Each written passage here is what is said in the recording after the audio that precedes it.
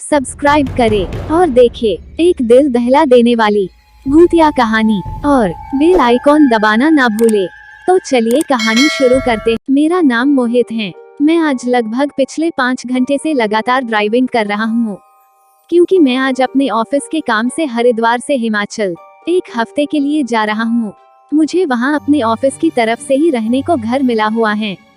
वैसे जो घर मुझे वहाँ रहने को मिला है वो घर मेरे बॉस के दोस्त का घर है, पर उस घर में लगभग 10 सालों से कोई नहीं रहता, बस एक चौकीदार ही है जो घर में पिछले 10 सालों से रह रहा है।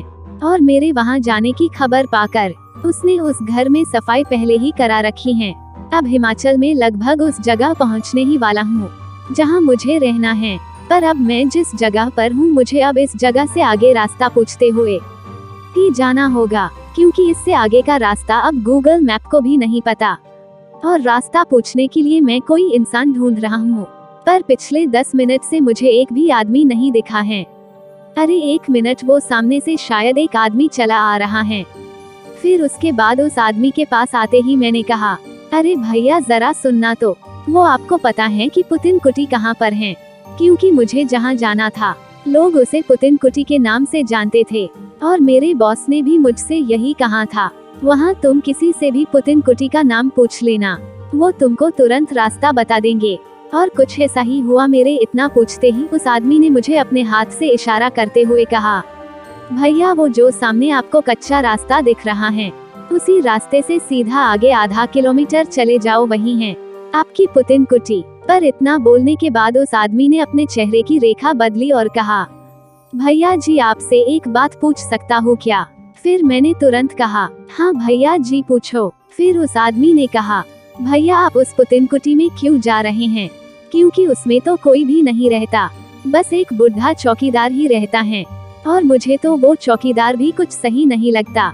मैंने उस आदमी की बात सुनकर कहा, भैया मैं वहाँ कुछ समय के लिए वहाँ रहने जा रहा हूँ, पर आपको वो चौकीदार क्यों सही नहीं लगता? मतलब मैं कुछ समझा नहीं।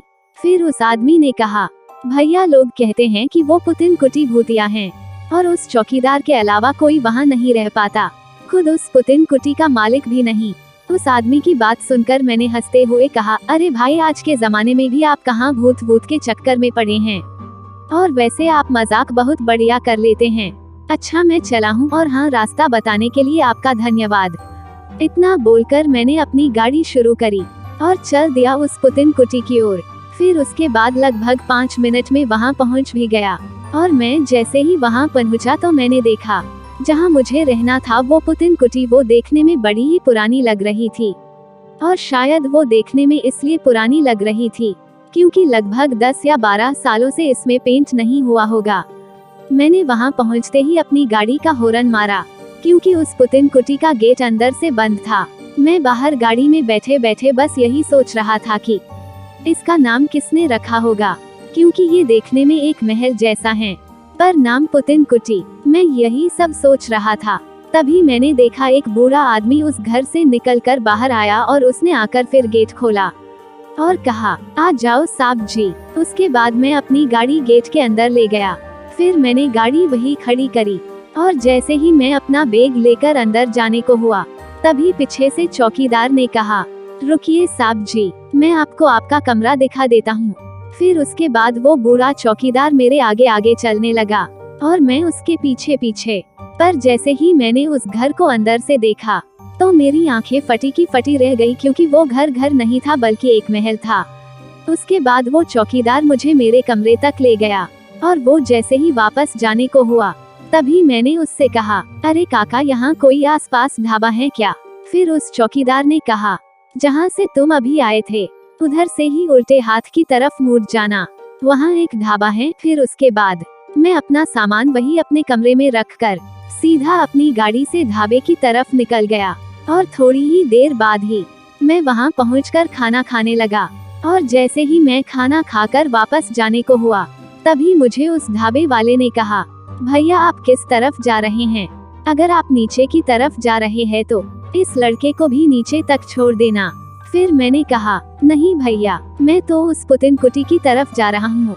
मेरे इतना बोलने के बाद पता नहीं उस ढाबे वाले को क्या हुआ कि उस ढाबे वाले के भी चेहरे की रेखा बदलने लगी और उसने कहा, भैया आप उस पुतिन कुटी में क्या करने जा रहे हैं? वहाँ तो कोई भी नहीं जाता। फिर मैंने कहा, भैया मैं वहाँ कुछ समय के लिए रहने को आया हूँ। फिर उस ढाबे वाले ने कहा, आपको नहीं पता क्या उस पुतिन कुटी के बारे में? फिर मैंने कहा, क्या नहीं पता, मतलब कहीं आप भी तो यही नहीं बोलने वाले कि वो एक भूतिया घर है? फिर उस ढाबे वाले ने कहा, हाँ भैया, क्योंकि वो एक भूतिया घर है। पर मैं आपको एक बात और कहूँगा कि आप पुतिन कुटी की जगह दूसरे घर में रह लो तो ही सही होगा। फिर मैंने थोड़ा सा हंसते हुए कहा, भैया मुझे इन भूतों पर बिल्कुल भी विश्वास नहीं है। इतना बोलकर मैं फिर से वापस पुतिन कुटी में आ गया और मैं जैसे ही अपने कमरे में जा रहा था तभी पीछे से मुझे चौकीदार ने आवाज लगाई और कहा, साहब जी एक बात सुनना जरा। चौकीदार आवाज सुनकर मैं पीछे मुड़ा और बोला, हाँ काका जी बोलिए। फिर उस चौकीदार ने कहा, साहब जी अगर आपको रात में किसी की आवाज आती है या फिर ऐसा लगे कि कोई आपको बुला रहा है तो उस पर ज्यादा ध्यान मत देना। अभी कहानी खत्म नहीं हुई है, बल्कि अभी तो असली कहानी शुरू हुई है, यानी आगे की कहानी अब अगले एपिसोड में है।